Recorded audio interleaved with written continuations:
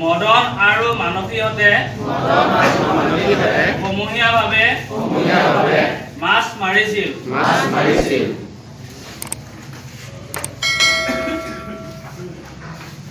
মাছ বেপাৰী এজনে মানসীহঁতৰ পৰা কিনি লৈ আনন্দ মনেৰে চাইকেল চলাই গৈ আছিল।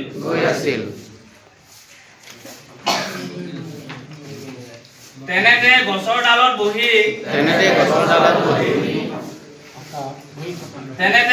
ডালত বহি থকা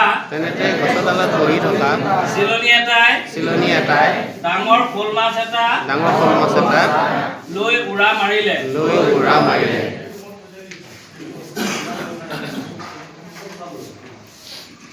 সেই সময়তে গছৰ আঁৰত ৰৈ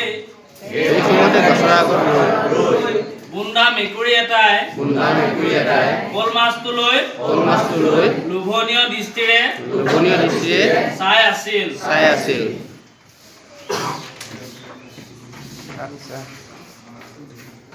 জীয়াই থকা শ'ল মাছটোৱে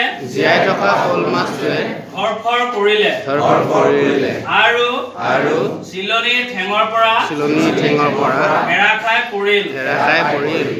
পৰি পৰা শ'ল মাছটো থাপ মাৰি ধৰিবলৈ লওঁতেই মাছটো খালত পৰিল।